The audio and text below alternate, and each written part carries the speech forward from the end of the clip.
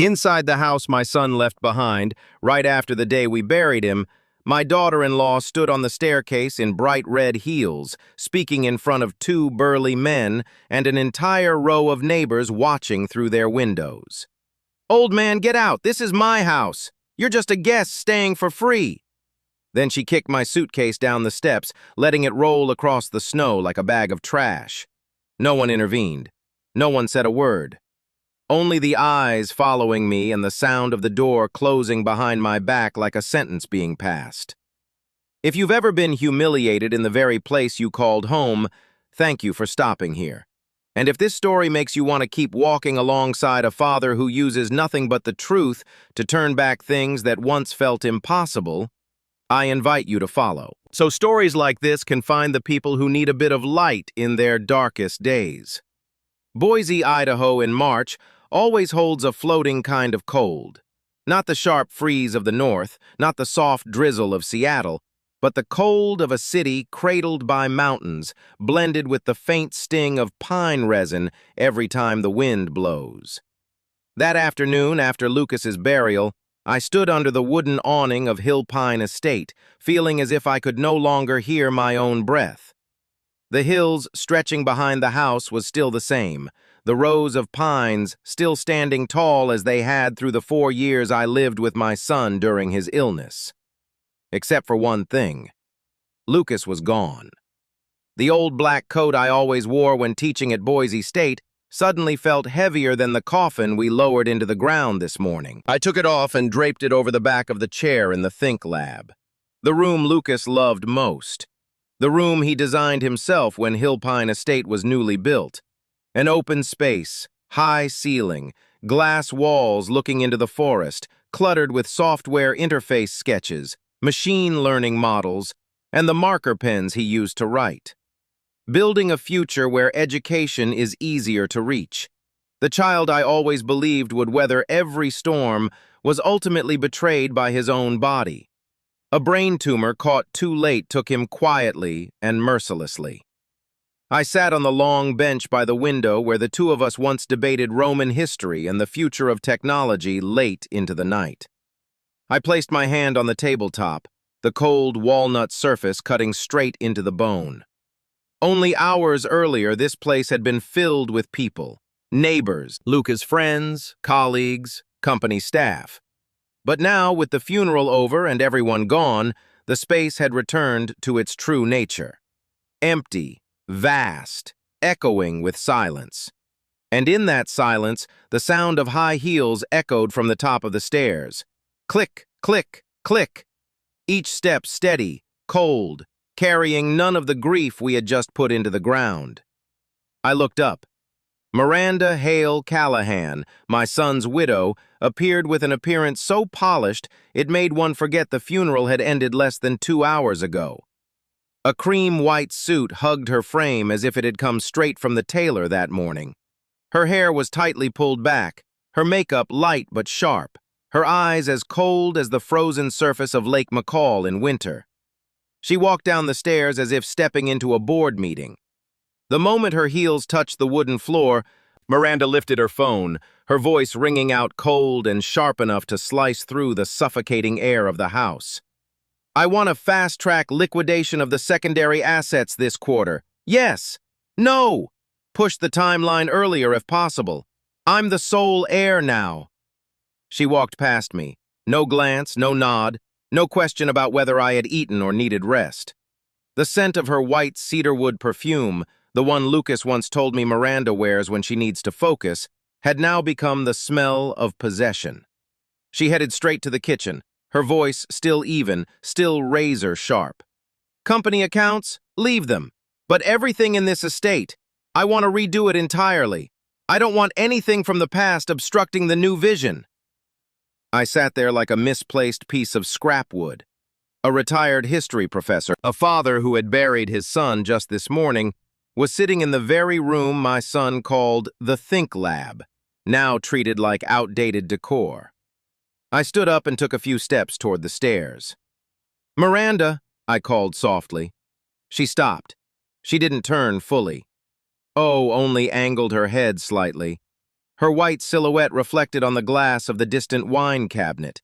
The eyes in the reflection held no warmth.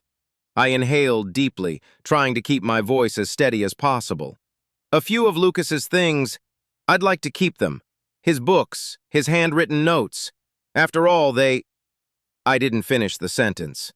Miranda turned, her heel pressing into the wood with a sharp crack. She looked at me with eyes that made me feel like a freshman who had wandered into the strictest professor's class by mistake. And then she said the sentence, the one I know I'll remember until the day I close my eyes. A sentence not loud, but heavy enough to crush something deep inside my chest. Old man, don't touch anything. This is my house. You're just someone staying here for free. I froze. Not because of her voice, not because of the cruelty of the words, but because she said it in the very room Lucas installed with his own hands. Every panel, every frame. The room where he once told me, "Dad, this is where I'll build my dreams and where you'll always have a place to come back to." I didn't answer. I couldn't. Outside the glass, rain began to fall. Heavy drops hit the wooden deck, making the distant pine trees shudder as if struck by a whip of wind. I turned back toward the Think Lab. A room once warm now felt like a place sealed shut forever. The smell of old wood, of books, of the computer Lucas used. All of it felt strangled by Miranda's cold, sharp silence. She put away her phone, walked past me as if I were invisible, and went upstairs with the natural ease of someone who had just claimed territory. I stood alone in the rain-scented air, in the dimness of the room. And in that exact moment, for the first time since Lucas's death, I understood that the pain of losing my son was only the prelude. Behind it was something heavier, colder, far more merciless. A war without declaration. A war launched by a single insult spoken lightly, but carrying the weight of a wound that would never heal.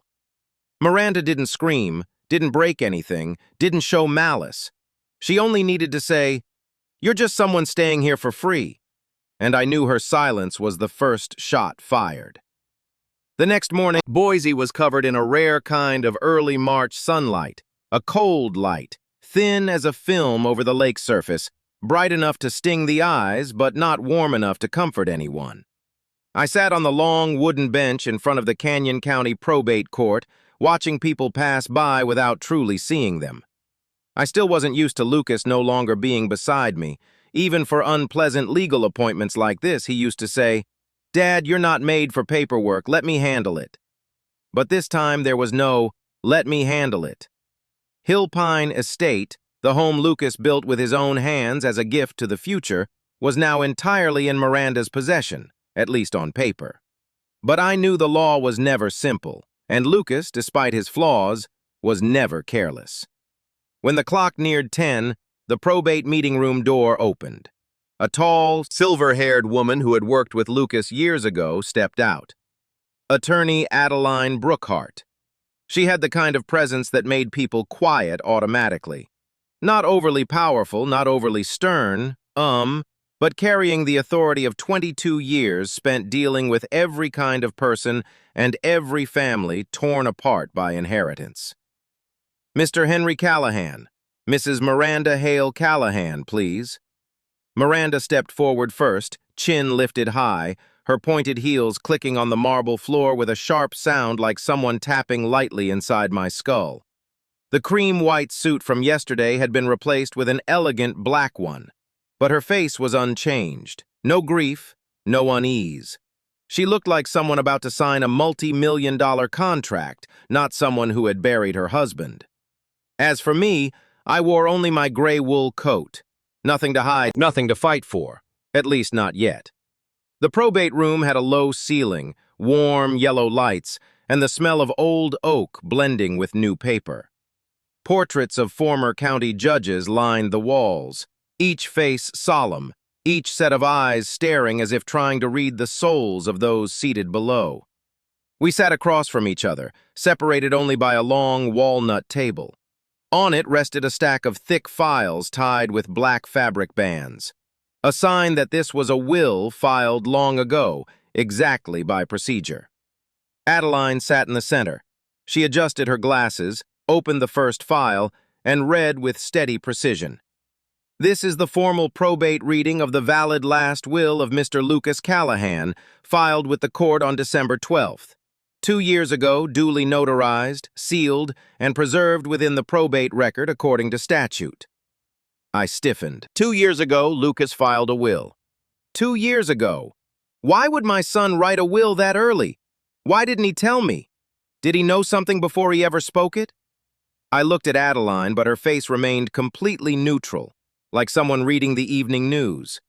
Miranda sat upright, her eyes brightening slightly like a predator catching the scent of prey. Adeline continued, "According to the will, all personal assets of the deedent, including shares in Callahan, learning systems, bank accounts, investments, vehicles, artworks, and Hillpine estate, shall be transferred to the primary beneficiary named as follows: Miranda Hale Callahan." I heard a soft breath of satisfaction from across the table. Miranda placed her hand on the surface, tapping twice with her slender fingers, driven by triumph. It wasn't joy, it was the smugness of someone claiming what she believed was rightfully hers. Adeline turned the page, her voice unchanged. However, the will also states that the beneficiary shall fulfill a fiduciary duty within 30 days of the will's reading. This includes maintaining the welfare and stability of remaining direct-line family members of Mr. Lucas Callahan. She paused, eyes shifting briefly toward me, which in this case is solely Mr. Henry Callahan. The air in the room thickened as if the oxygen had been drained out. Miranda raised an eyebrow, her lips curving into a confident half-smile. "Of course," she said, her voice metallic. "I always respect family." I looked straight into those eyes. Beneath the perfect mascara was the same coldness I had felt yesterday, the eyes of someone who did not intend to share anything, especially with me. Adeline frowned slightly but said nothing. She wasn't allowed to. As the court-appointed executive, neutrality was a duty down to the last syllable. I understood that, but the brief look she gave me, just a flicker, startled me. It wasn't merely sympathy, there was something deeper, like a quiet warning, as if she were holding back something she couldn't say aloud. Adeline closed the main file, setting it aside. Then she reached under the table and pulled out a thick envelope sealed with the embossed stamp of Canyon County. The kind of envelope only opened when a condition in the will is triggered. This is a supplemental document, also known as a codicil, Adeline explained. It was filed alongside the original will the same day 2 years ago. This codicil has been sealed according to procedure. The law is clear. It may only be opened if a specific condition in the primary will is met. Miranda tilted her head. "And that condition is what?" Adeline answered with a voice so firm it was impossible to guess what she felt. "In the event of a breach of fiduciary duty toward a direct-line family member at that time, the executive may petition the court to open the codicil." The temperature in the room seemed to drop a degree. I said nothing, but my heartbeat grew louder.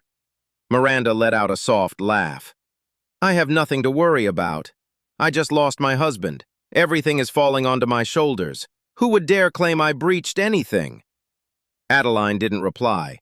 She simply placed the envelope on the table directly between us. She did not open it, did not touch it, did not elaborate. It lay there like a dagger hidden for 2 years, waiting for the right moment. I stared at it for a long time, long enough to forget to breathe. Lucas, my son, had filed a secret codicil 2 years ago. Why? What was he afraid of? What did he foresee? Or did he understand Miranda better than anyone else? A chill ran down my spine. Miranda was still smiling, the kind of smile outsiders might mistake for poise. But when her eyes passed over that sealed envelope, I saw something clearly. She had no idea it existed. Adeline closed the remaining files, her hands resting on the table as if signaling the meeting's end. Thus, the primary will has been fully read. Within the next 30 days, the beneficiary must fulfill the responsibilities outlined. Any arising matters will be handled according to the law. Then she looked at me. Not the look of someone who had just finished reading, Not the polite look of an attorney, but the look of someone saying silently, "Be ready. Lucas did not leave you alone." I stood, walked out of the meeting room, and felt as though I had just stepped through a door Lucas had built quietly 2 years ago. A door Miranda could not see, a door that only Adeline and I understood. Lucas had prepared ahead. Snow began falling in the afternoon, tiny flakes like chalk dust, light but razor cold, covering the roof of Hillpine Estate with a thin white sheet. It must have been the kind of snow that used to make young Lucas run outside until his lips turned purple, while I stood under the porch yelling at him to put his gloves back on. But today, the snow didn't remind me of joy, only of a warning. Something was about to be erased, not the snow, but memory itself. I was standing inside Lucas's library, the warmest room in the house, where the dark walnut walls embraced the ceiling-high bookshelves. Every book on those shelves held a story. The copy of Foundation I gave him at 12, the Roman history volumes we read together the summer he applied to college, the books he filled with notes while building ideas for his education startup. Everything was peaceful, orderly, a fragile calm before the heavy footsteps in the hallway. The first sound wasn't Miranda's voice, but the footsteps of men, heavy, firm, steady, like two bears walking on wood. Then the library door swung open. Miranda entered first, iPad in hand, hair tied high, her makeup flawless, as if today were an investment pitch and not the day after a funeral. Behind her were two young men, muscles carved like stone, shoulders wide enough to break the doorframe. They scanned Lucas's library with cold, detached eyes. The way someone looks at a building scheduled for demolition. Miranda tapped a bookshelf lightly, the sharp sound echoing off the wood. "Here," she said, voice flat and emotionless. "Throw it all out." One of the men turned, confused. Everything." Miranda didn't even look at him. She flicked her fingers like she was directing warehouse staff. "By tomorrow night, this becomes a gym. This is emotional trash. Keep nothing." I felt my chest tighten as if someone pressed a block of ice against my heart. I stepped forward, trying to keep my voice steady. "Miranda, those books were Lucas's since he was 12. He and I didn't finish. Miranda turned, her gaze sharp as a fruit knife, speaking each word with deliberate slowness. "Old man, don't speak. You don't understand. I'm cleaning this life to the bone. Lucas is dead. I refuse to keep anything that traps me in the past." I froze. Not because of the tone, not because of the cruelty, but because she said it in the very room Lucas built with his own hands.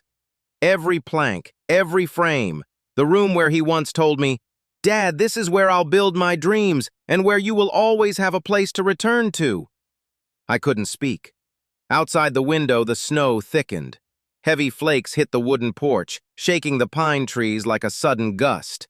I turned toward the think lap. A room once warm now felt sealed off forever. The smell of old wood, books, and the laptop Lucas used, all suffocated under Miranda's cold silence. She put away her iPad, walked past me as if I didn't exist, and headed upstairs with the ease of someone who had just claimed territory. I stood alone in the half-dark with only the sound of snow tapping the windows. And then she walked back straight toward the bookshelf where I kept a family photo. Me, Lucas, and my wife from our last camping trip before she died. The photo Lucas once called a real family. Miranda picked it up with 2 fingers as if it were something filthy. She looked at it for exactly 1 second. Then she dropped it to the floor. The sound of the wooden frame hitting the ground felt like something inside me cracking. Not enough. She stepped forward and crushed the picture under her heel. The glass shattered, the shards catching the yellow library light like broken pieces of memory. Miranda tilted her head. Much better. The 2 men stayed professional, but one of them glanced at me as if even he thought this was too far. Miranda continued, "Let me repeat this so you understand clearly. Lucas is dead. There is no place for you in this home's future." That sentence wasn't a knife. It was someone extinguishing the only fireplace in a winter cabin. I don't remember how many steps I took back. I only remember one of the men grabbing my suitcase, the one Lucas bought when I moved into Hillpine Estate, and hurling it outside, not placing it, throwing it. The suitcase burst open, shirts, scarves, and an old history book scattering across the steps. The gray knit fabric blends with the white snow like something out of a tragic movie's final scene. Miranda watched it all with empty eyes. "Take him out." I didn't have time to react. Two stone-like hands gripped my arms. Not violently, not angrily, just coldly. The coldness of someone carrying out orders for the person paying them. They walked me down the hallway. I stumbled, my eyes still fixed on the library door closing behind me. A door ceiling shut all the memories of my life with my son. When the front door opened, a blast of freezing wind hit my face. Snowflakes swirled like torn pieces of white paper thrown across the sky. On the porch, my suitcase lay sprawled, clothes covered in snow, my history book soaked from falling into a slush puddle. The neighbor across the street stood under his porch, holding a mug of hot coffee, his expression uneasy. The porch light shone directly on me. Next to him, his teenage son was holding up a phone, recording, probably live streaming. No one said a word, only snow falling, curious eyes watching, and the door of Hillpine Estate slamming shut behind me. A sharp, cold, heavy sound like a final verdict. "You no longer belong here." The two men let go and walked back inside. I stood under the falling snow, flakes settling on my shoulders, watching Miranda's silhouette pass behind the frosted glass, like someone erasing the last chapter of another person's life. And in that exact moment, I knew everything that happened yesterday was only the prelude. Because this was the real blow. The moment I was pushed out of the house my son built in front of neighbors in the snow with memories crushed under a heel. It was humiliation wrapped in silence, a silence far more painful than gossip. And I, Henry Callahan, had officially been pushed out of my son's life by Miranda Hale Callahan. I left Hillpine Estate looking like someone who had just been thrown out of his own life. The thrown suitcase, the snow-soaked wool coat, my old book half ruined. Boise darkened quickly, the snow thickened, and the night wind carried a damp cold that slipped through every seam of my clothes. I took a taxi to Timberline Motor Inn, a small roadside lodge off Franklin Road, where long-distance travelers usually stop to warm up and sleep for the night. The neon sign outside flickered weakly in the wind, its red glow smearing across the white snow like a heart sliced by a thin blade. I pulled my suitcase into the lobby where the pine wood front desk had it turned dark with age, and the TV in the back room was echoing basketball commentary. The manager, a middle-aged man in an old flannel shirt, looked up at me with the quiet eyes of someone who has seen too many lives fall apart in cheap motel.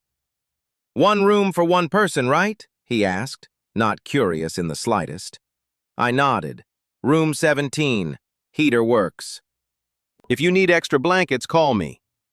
I took the key, my fingers so cold I could barely feel the metal. Entering the room, I closed the door slowly, as if shutting it too hard might shatter whatever was still holding me together. Room 17 was small and simple. White walls stained with old smoke, a double bed with a thin comforter, an electric heater against the wall, and an old wooden dresser with loose hinges. But at least it was warm, and more importantly, quiet. I set the suitcase on the bed and opened it. My clothes were still damp with snow. The family photo Miranda had crushed lay among my things. The wooden frame broken at one corner, broken glass scattered like grains of salt. I picked up the photo, placed it on the table, and sat down.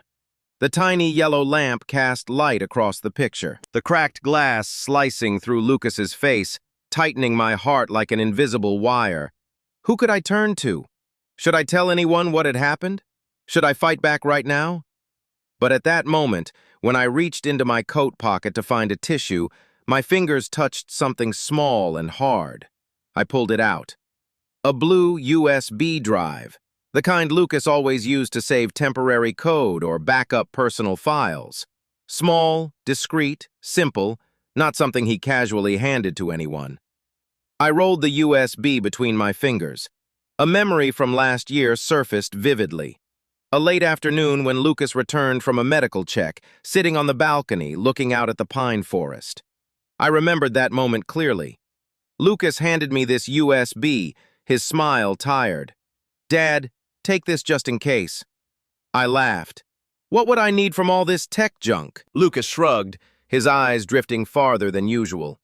"Dad, some people are only kind when this place is calm. But when it's not calm anymore, I'm not sure." I asked, "Who do you mean?" Lucas didn't answer. He only said, "Just keep it, don't open it. Only open it if you truly need to." I never imagined today would be the when needed, but tonight in a cheap motel, with my wool soaked in snow and my heart full of cuts, I began to understand why Lucas had prepared so far ahead. My son was not as naive as I believed. He had seen something I refused to see.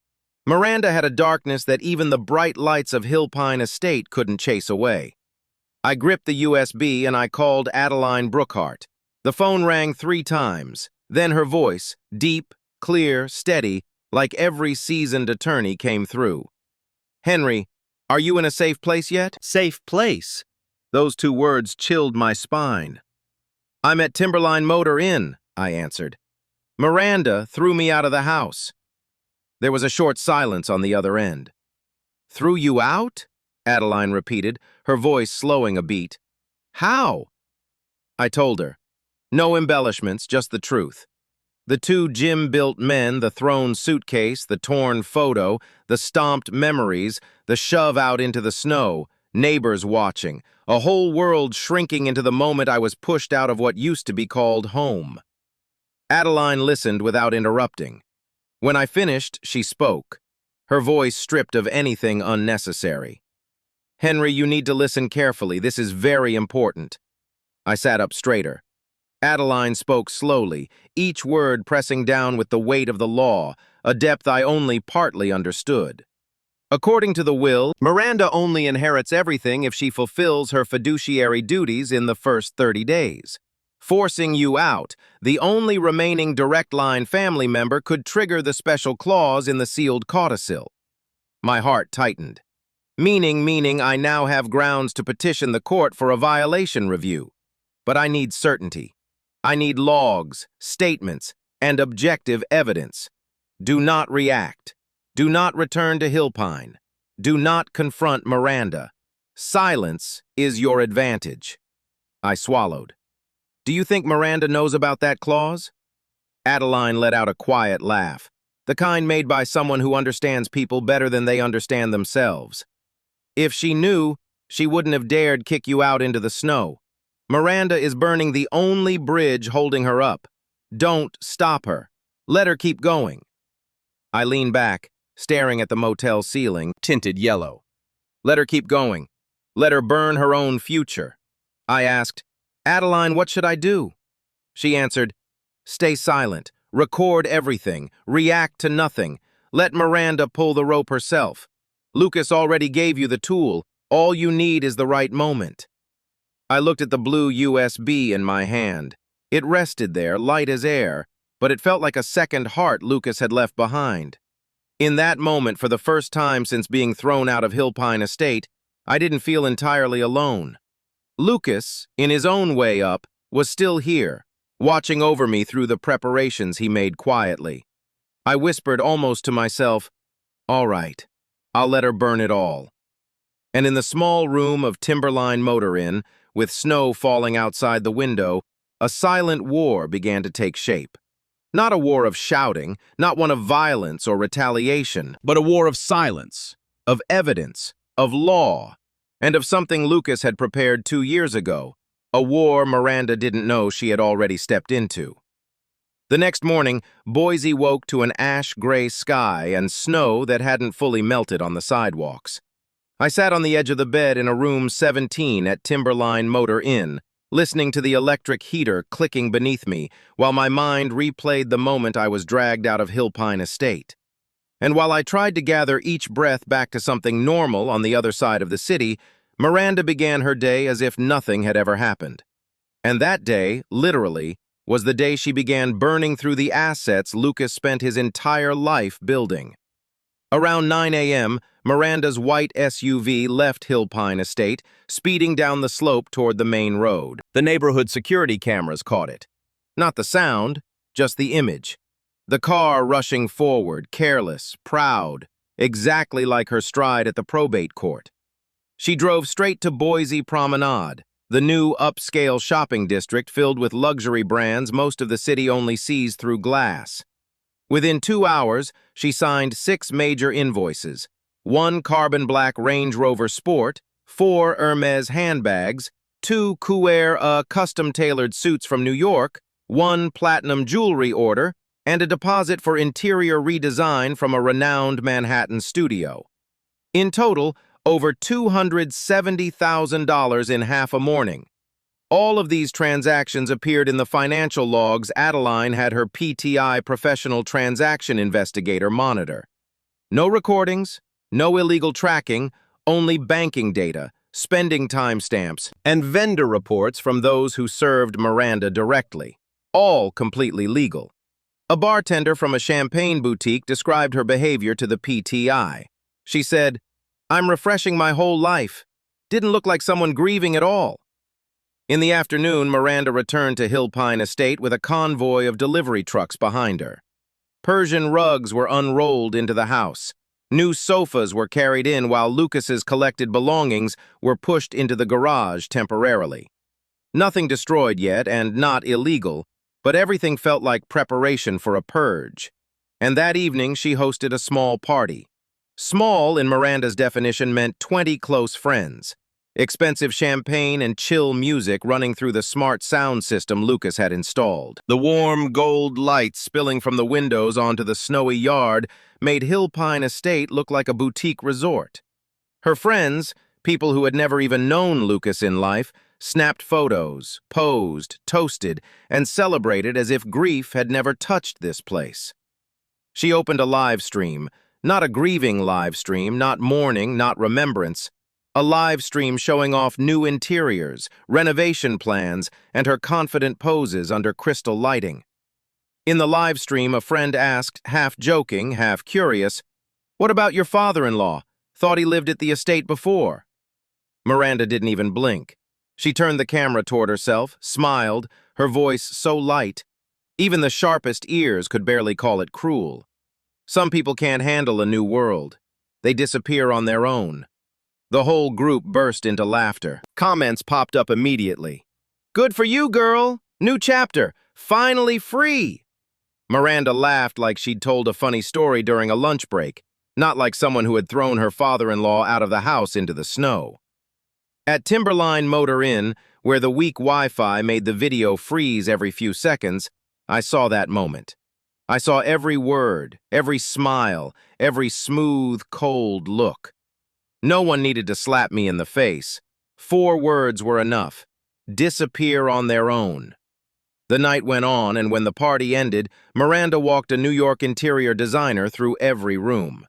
This designer was later interviewed by PTI legally through an executive's information request. She pointed to the library and said she wanted it turned into a personal gym. She said all the books had to be taken out before Friday. She wanted the new space to be memory-free. Memory-free. A phrase that felt like someone talking about wiping stains off a wall, not erasing the lifetime knowledge, emotion, and history of a man who had died. At Timberline Motor Inn, I sat frozen, my hand on the USB Lucas had entrusted to me. Miranda's live stream still echoed in my head, mixing with the rumble of the heater and the wind pounding the window. Adeline called me back at exactly 10:47 p.m. "I have updates," she said. "My PTI retrieved Miranda's full spending logs for the past 48 hours. She's acting like the absolute owner of the assets, not maintaining any stability for the remaining direct line heir. If she destroys the library, we'll have clear grounds for violation," I asked. "How long until she destroys it?" Adeline replied, "According to the designer, tomorrow." I tightened my grip on the USB, not out of fear, but because I could see one thing clearly. Miranda was burning through assets, not with fire, but with arrogance. And she didn't know this. Every invoice, every new sofa, every opened champagne bottle on live stream, all of it was evidence she was signing her own name on. She was smearing ash on the very future she thought she had secured. And I, the man thrown out of his own home, only had to do one thing, exactly as Adeline told me. Stay silent and let Miranda pull the rope herself. The next morning, Boise no longer had falling snow, but frost still coated every parked car outside.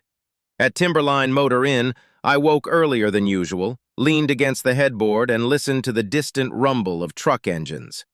I had trouble sleeping last night, not because the motel mattress was too stiff, but because every time I closed my eyes, I saw the blue USB in my hand, glowing like a reminder. Lucas knew. Lucas had prepared. But this morning, I was not the one beginning the counterattack. The court was simply beginning its work under standard procedure since last night, after Adeline submitted an emergency request to the probate court. Lucas's estate file entered the valuation and tax review stage. At this stage, under court order, the executive has the right to request a freeze on estate accounts to prevent destructive spending.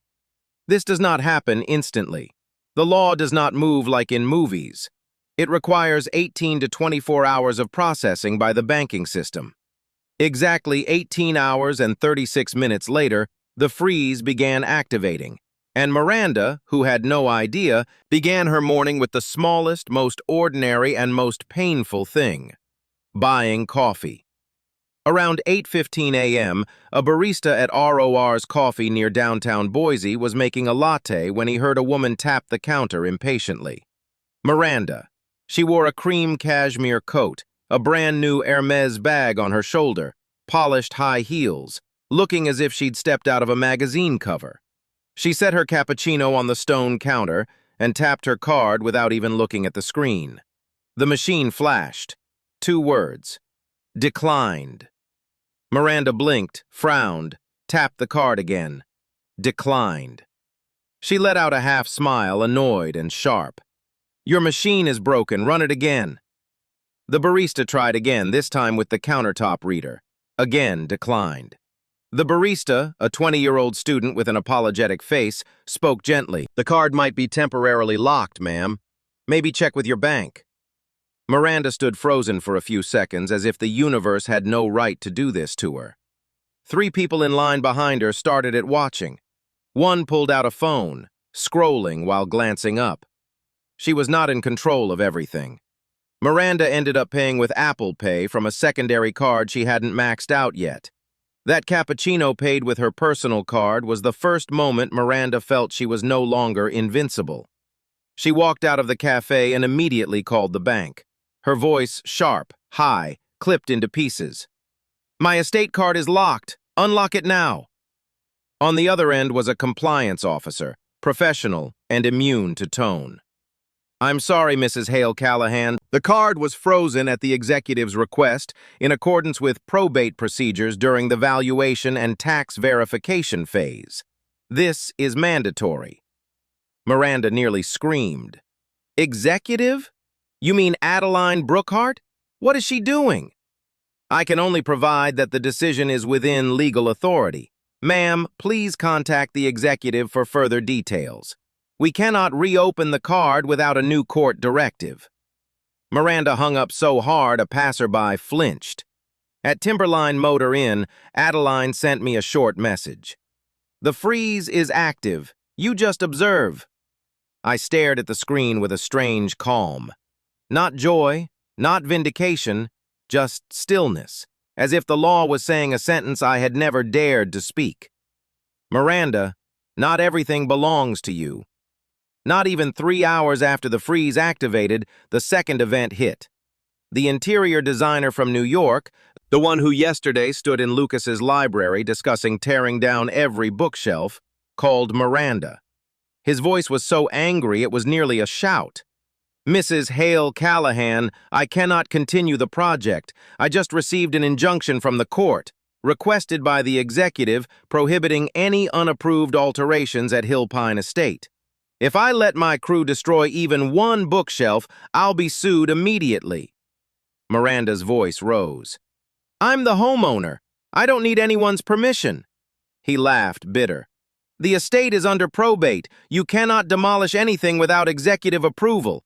I'm not digging my own grave. Find someone else." Then he hung up. Miranda threw her phone onto the sofa. By afternoon, another issue exploded. The dealership took back her deposit. Miranda drove her SUV to the showroom to finalize paperwork for the second Range Rover. The first was ordered yesterday morning, but when she walked in, the manager handed her a document, his expression apologetic.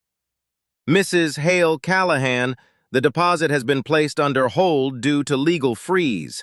We can't release the vehicle. If you want your deposit refunded, you'll have to wait until the executive authorizes disbursement after court approval." Miranda stepped back, her face flushing. "That is my money!" "No, ma'am. That deposit is recorded as estate funds, not personal assets." One sentence, light but razor sharp, like a blade sliding beneath Miranda's proud exterior. By nightfall, Miranda finally understood what I had known all along. She had Hermes bags, Range Rovers, friends to toast with her, and the Hillpine estate built beautifully like a resort. But she did not have absolute ownership. Inherited assets are not a wallet to open at will. They are not trophies to burn through.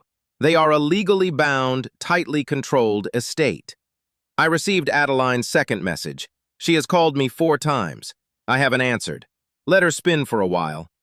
I leaned back in the chair, listening to the sound of engines far away, headlights casting thin beams through the motel curtains. Inside me, there was no triumph, only a deeper quiet than any of the past days. I don't need to do anything. The law is teaching Miranda a lesson she never thought she'd have to learn. And I understood one thing. Miranda has only touched the surface of the freeze. The real storm is still ahead. Boise has a very particular kind of late winter cold. Not skin-cutting, but enough to make every breath bloom into a thin mist of frost. And today, for Miranda, the air carried only one scent. The scent of collapse. Miranda tried texting the Circle of Elevation group, the same people who toasted with her right after the live stream, laughing when she threw out the line. "Some people can't handle the new world. They just disappear." Her message, "Who's up for brunch today?" went out, but no one replied. Calls to Serena, then Dominic, then a few others all fell into voicemail until a message cold as glass appeared. "Miranda, we don't want to be involved in your legal situation right now. Stay away for a while." At the same time, residents of Hillpine Estate began whispering after an account in the neighborhood group posted doorbell camera footage showing Miranda ordering 2 muscular men to drag Henry outside, toss his suitcase onto the snow with her cruel line attached. "There's no place for you in the future." The clip spread through the Hillpine Neighbors Watch group. No one made a scene, but the comments underneath were enough to show Miranda. The whole community was shifting its view of her. "I know Henry. He fixed my fence for free once. How could she do that? I saw him standing outside crying. Broke my heart. Miranda's changed since she got wealthy. Live that poorly. Karma always comes." Miranda read them, her hand shaking so badly she couldn't even scroll. She wasn't used to being judged, least of all dissected by a community. Hillpine Estate wasn't a place where you could fake things for long. Every house knew the business of the others, and today everyone knew too much about her. She decided to do what she had considered beneath her. Just yesterday, find Henry. But everywhere she stopped, at an old family friend's home, the bookstore Henry frequented, the reading center, even the veterinarian's office, she received the same answer. "He does not want to see you. If you come by, we're to tell you he isn't receiving visitors. It's best you don't go near him right now." Miranda bit her lip until her lipstick cracked. She wasn't used to hearing no, especially not when everyone said it. No one defended her. No one opened a door. No one gave her the chance to repair her image. This was no longer about money or control of the estate. This was about honor. The social battlefield, the one Miranda always believed she dominated, was folding in and crushing her. When she returned to Hillpine Estate, walking into the house no longer felt like entering her territory. On the stone steps, a single piece of paper was taped down with clear tape, waiting. The handwriting was thin, firm, slightly slanted to the right. If you want to ask me anything, the answer is still no. H. Callahan.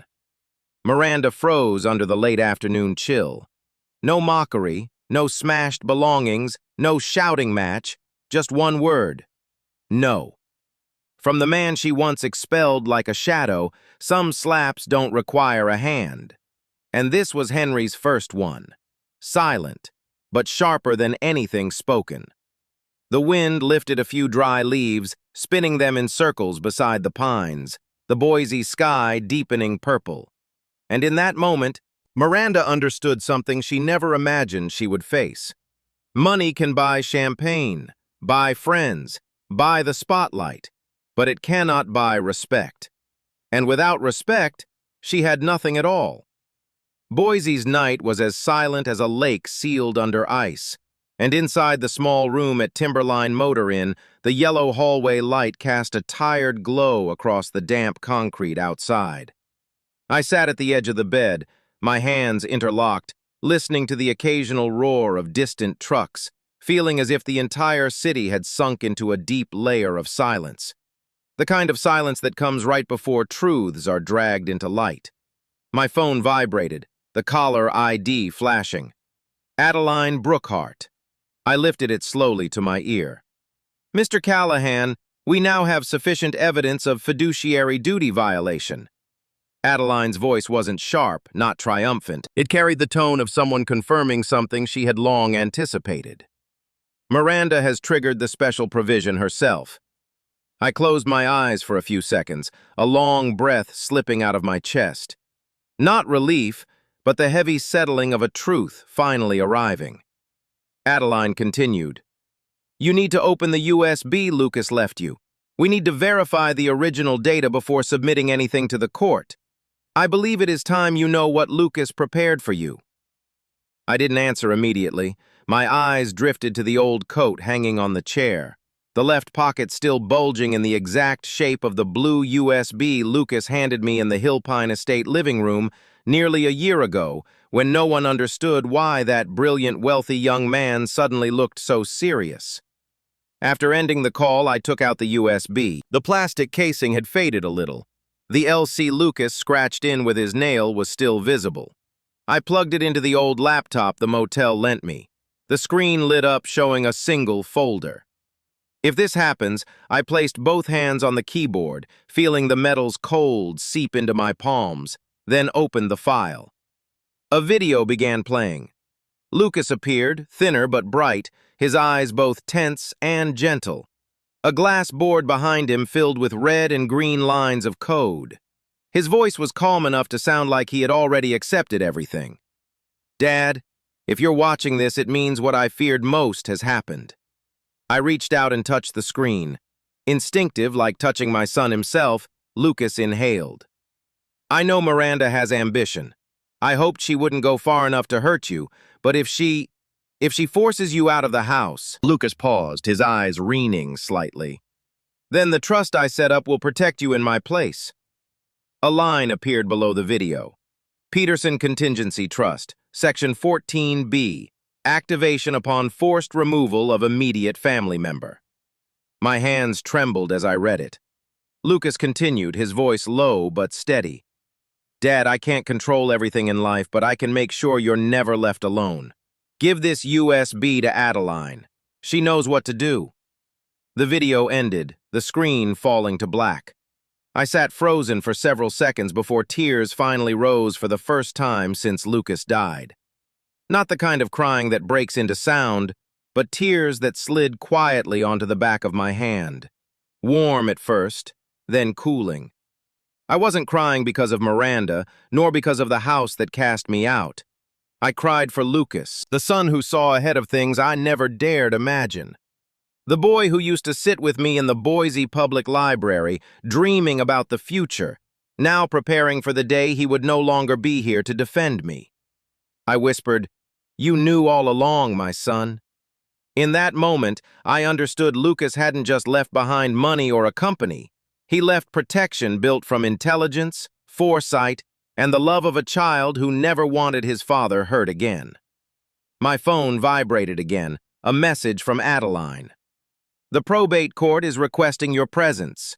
We are initiating cautious activation. I wiped my face, stood up like a man who had finally regained his spine after days of collapse.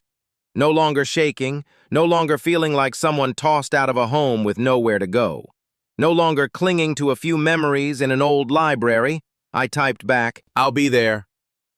Outside the motel window, the Boise wind swept through the tall pines, making a low rustling sound like someone whispering, "It's time, Henry." And I knew from the moment that USB lit up, the battle was no longer mine alone. It was the final chapter of Lucas's plan, a plan written in intelligence, in law, and in love. Boise had no sunlight that morning, only a thick gray layer of cloud hanging over Canyon County like a heavy blanket pressed down onto every rooftop. Henry, I stepped into Adeline Brookart's office with the feeling that the ground beneath my feet was changing color. After days of endurance and nights spent in a motel room so cold my skin tightened, I was finally standing exactly where Lucas had wanted me to stand. The glass door behind me swung open. Miranda walked in. Her face was pale like someone who had not slept for 3 nights straight. Dark circles under her eyes, hands trembling so badly she couldn't even take off her sunglasses. Gone was the woman who once strutted through the Hillpine Estate living room, live-streaming parties, drunk on power, convinced she had won the moment she threw me out of the house. She looked at me, lips trembling, unable to speak. Adeline said nothing. She simply gestured for both of us to enter the conference room. On the table lay a thick yellow envelope sealed with Canyon County Probate Court's red stamp and a line familiar to anyone who understood inheritance law. Filed, sealed under court order. The moment Miranda saw it, she froze as if someone had slapped her across the face. Adeline slid the envelope toward the center of the table. "This is the document Lucas filed 2 years ago. I was never permitted to open it until the court confirmed the condition that allows it to be unsealed." Her voice was steady, sharp, emotionless. I placed my hands on my lap to hide their slight trembling. Miranda forced out a thin breath, her voice cracking. I thought all documents were already reviewed. Why is there another one?"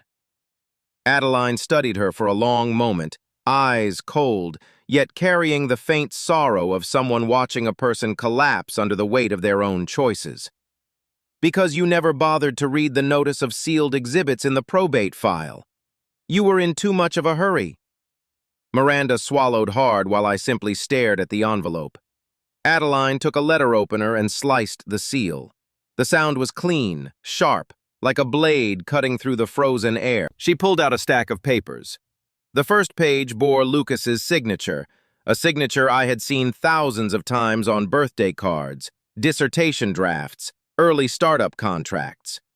Adeline began to read. Her voice carried every syllable with clarity. "Cotil, amendment to last will and testament of Lucas Callahan." Miranda's fingers dug into the armrest. Adeline continued.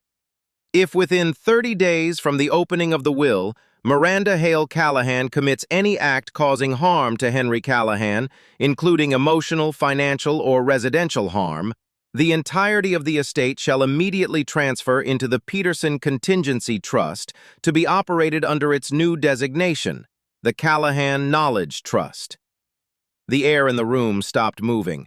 Adeline looked up at Miranda. "The court has confirmed sufficient evidence that you violated this condition in less than 72 hours. Miranda gasped. "No, I was only trying to reorganize the house. I didn't hit him, Adeline's tone was final.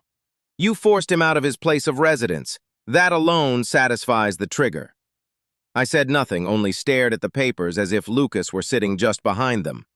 Adeline turned to the next page.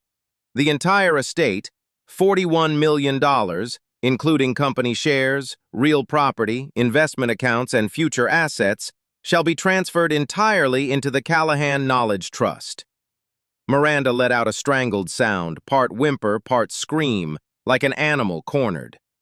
Adeline continued, slow and precise, the way a hammer falls for the last strike. Sole trustee Henry Thomas Callahan. I raised my eyes and saw Miranda staring at me in disbelief, her pupils widened, voice shaking violently. No, no, it can't be you! Not you! Adeline read the final page, her tone like breaking glass. Miranda Hale Callahan shall receive a fixed stipend, $1,800 per month, with no access to assets, no withdrawals, no authority to alter trust structure, no right to contest, and no right to sue. Miranda's hand slipped, the chair toppled, she collapsed to the floor, her assistant rushing forward. She froze for 2 seconds, then she fainted. The sound of her body hitting the wood floor was soft but echoed in my ears like a stone falling into a canyon. The assistant panicked. Adeline signaled him to stay calm. And I simply looked at the papers. Lucas had prepared all of this 2 years ago. 2 years ago, long before any of us imagined such a painful day would come. My voice came out quietly, a deep trembling whisper not meant for anyone in that room, but for Lucas. You knew everything. You always knew, my son. Adeline placed a hand on my shoulder. No words because she understood.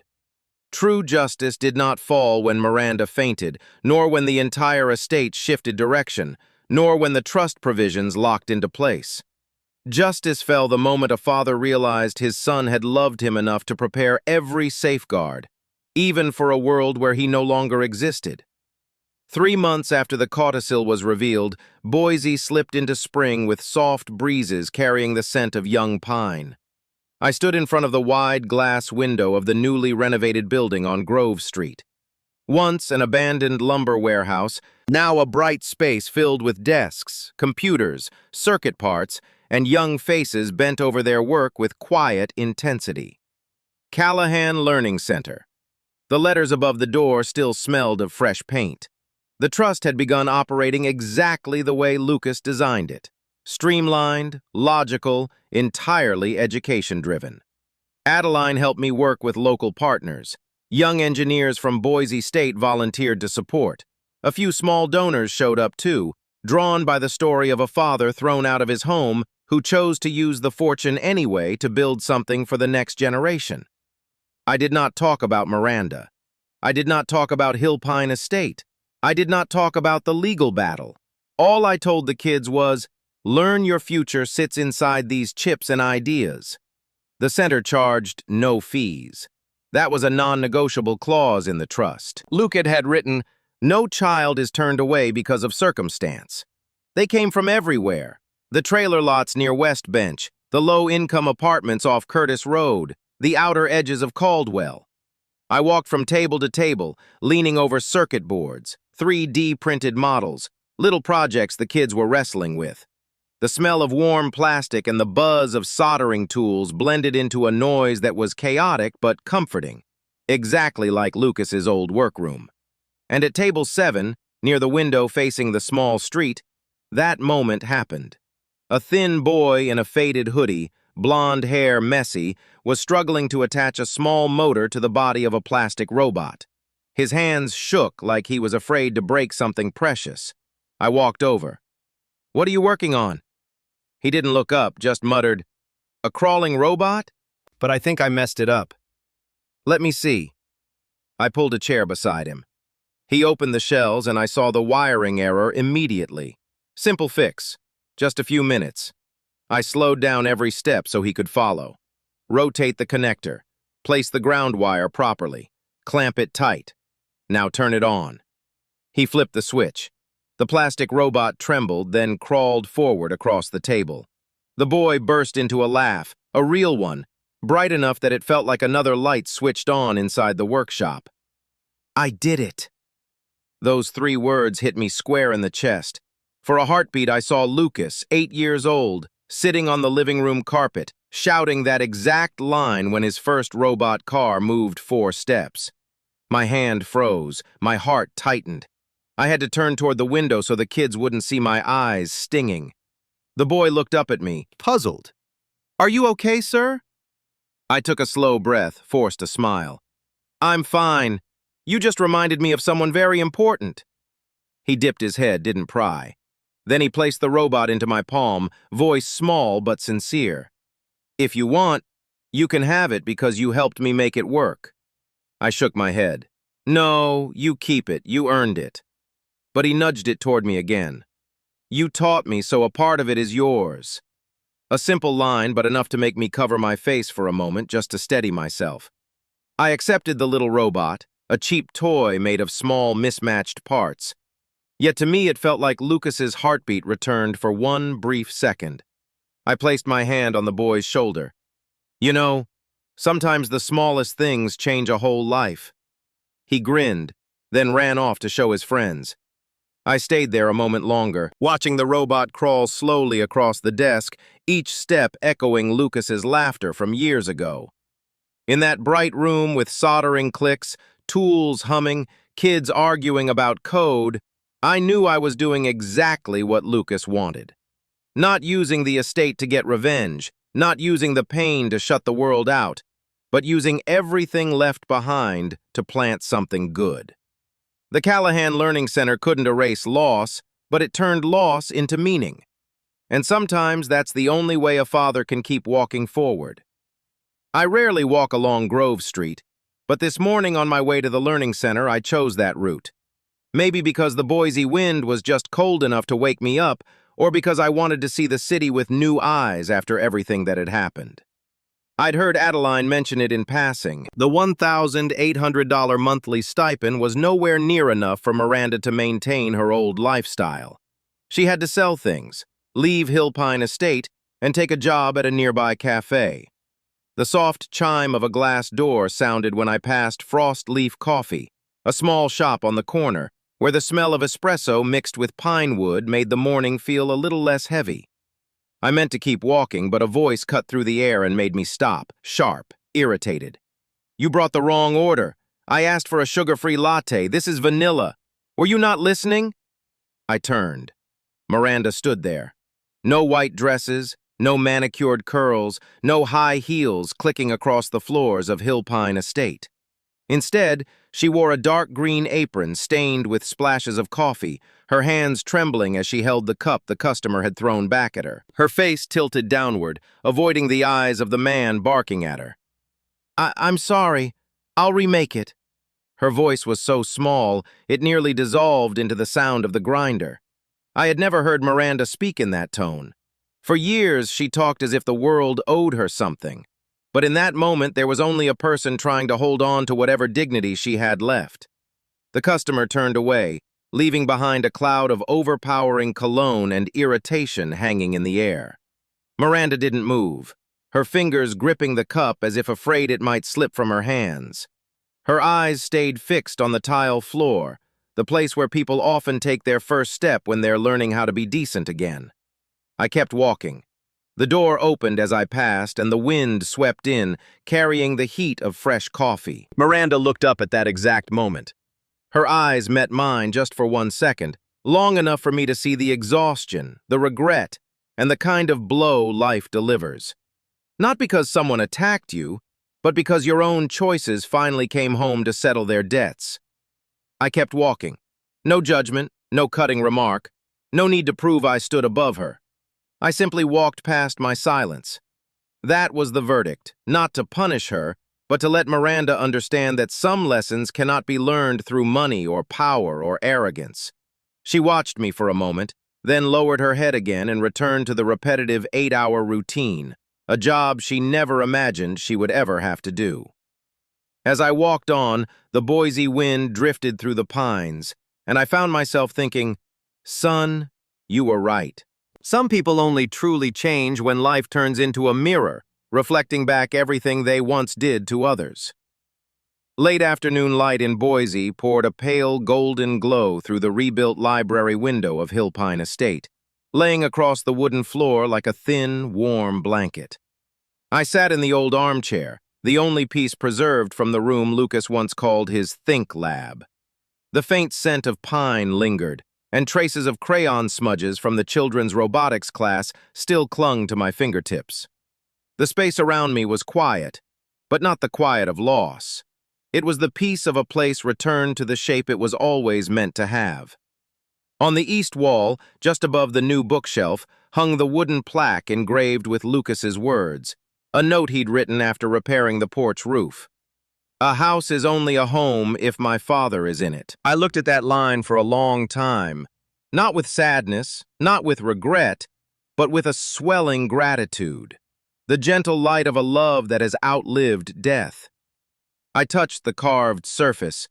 Each groove felt warm, like Lucas's hand resting on my shoulder the way he used to. Then I turned back to the table and opened The Odyssey, Lucas's favorite. The book he believed best captured the journey of returning to one's true roots. The early pages were yellowed, and the corner he had once folded still held the dark, soft crease of time. I read slowly. Each line pulled me back to those afternoons in the public library when he was 12, asking questions far too deep for a boy his age.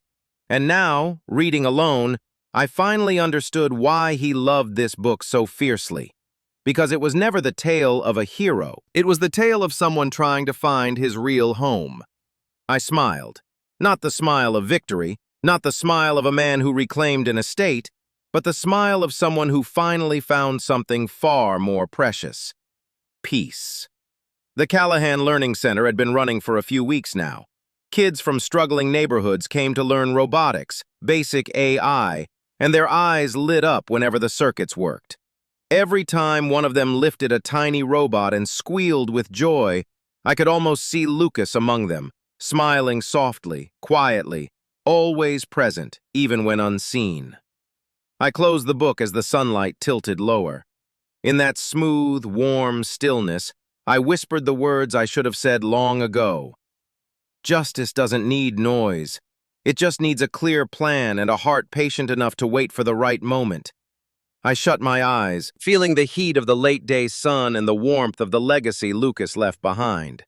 Not a legacy of money, but of intellect, kindness, and the way he taught me to stand firm through silence. And I knew everything had finally returned to its rightful place. The house had truly become a home again. If you've stayed with me all the way to this moment, I want to say something honestly. Thank you. It isn't easy for anyone to spend time listening to the journey of an old man thrown out of his own home who found his footing again through silence and the love his son left behind. And if this story made you pause for a beat, made you remember that justice doesn't need to shout, it only needs the right person to see it, then I warmly invite you to follow the next chapters. Because someday what I went through might become a small light for someone else still fighting their way out of the dark the way I once.